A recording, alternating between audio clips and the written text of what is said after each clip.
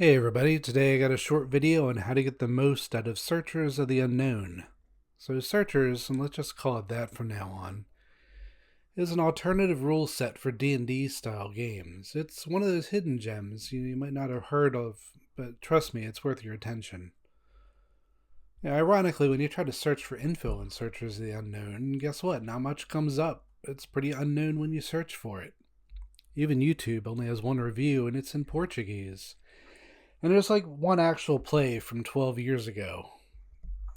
I actually hear it mentioned most on OSR discords, usually to get a game up and running real quick or to test out new ideas. So it might be a little hard to find because the title's easily confused with the BX module in Search of the Unknown, which is probably intentional, or the old DC comic Challenges the Unknown, which probably not intentional. Okay, but enough about what it isn't. What is Searchers? Well, it's rules like D&D, and I'm sure you've heard that before.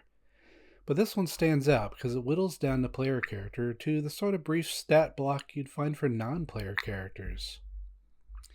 As I say, if it's enough for monsters, should be enough for PCs too. And you gotta wonder, are they right? Well, let's find out. For a demonstration, take our old pal Morgan Ironwolf. As you can see, it's Moldvay Basic, already pretty sparse by RPG standards. Searchers takes it much further, so what does this sort of radical uncluttering of the character look like? Well, let's start by seeing what they kept. Well, they liked names. Why not? They kept level, which becomes their main source of bonuses. And by the way, the nice thing about level straight up being the attack bonus is it's actually higher than the 0 you normally got in low level basic. In some ways, Searchers is actually more generous. They kept armor class, which becomes one of the main choices in this game, at least during character creation, as we'll see later. And of course they kept hit points. Move and number of attacks isn't on this antique sheet, but they kept those too. So what did they cut out? Alignment is out, and I feel that's understandable. It's a bit of an odd duck outside of Elric campaigns. Cutting class is bold because NPC stat blocks tended to have this, and that may make it seem like they're violating their concept, except that monsters don't have it. And it is their stat blocks they're emulating. No precious abilities, what? That's a bigger blasphemy than cutting class.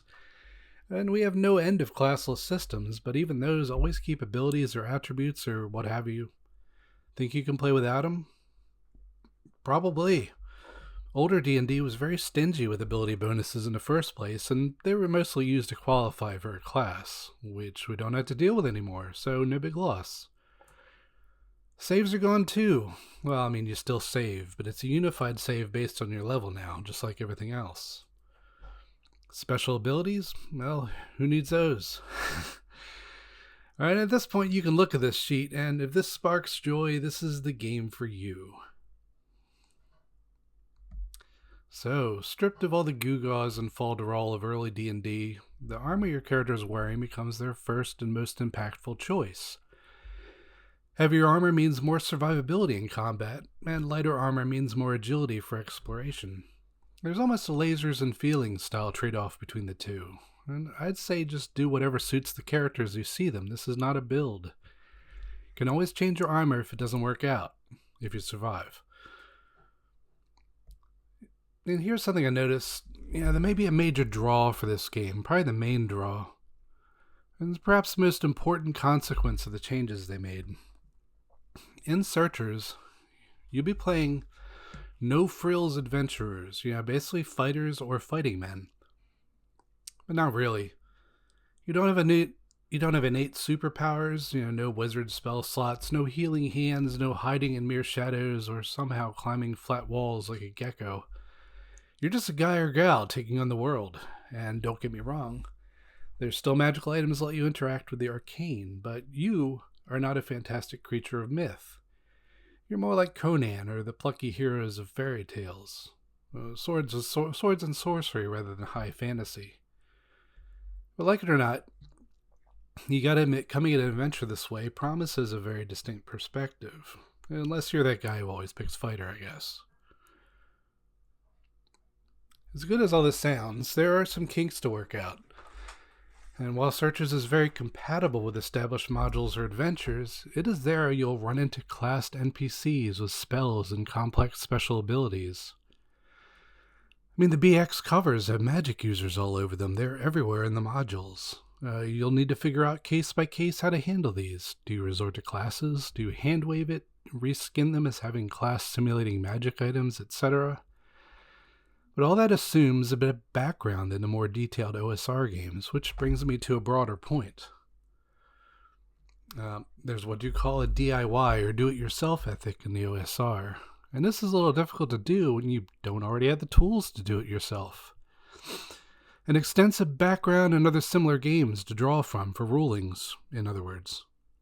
It's a little like the Draw an Owl meme, where newbies face high expectations with no real guidance.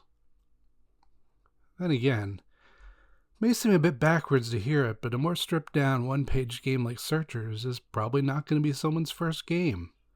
As a more permissive structure, the people drawn to it are likely DMs with a lot of expertise and players with a lot of trust in their table. So, you'll enjoy using Searchers as your underlying engine for D&D if you keep just a few things in mind. First, forget all your expectations about classes and builds and special abilities. Just breathe and let it all go. You are a doer, not a beer. On the other hand, those items, the things you discover in the world, both magical and mundane, are now super important. Use them and treasure them. They're now your best tools. Maybe your only tools. Finally, Searchers is basic Thaco-style D&D. But the 2012 compilation includes hacks you might like better, such as rollover or target 20. They also have hacks to add classes and such back in. But that feels like it defeats the point to me. So that's it for how to enjoy Searchers of the Unknown. Hope you give this tiny hidden gem a try. Until next time.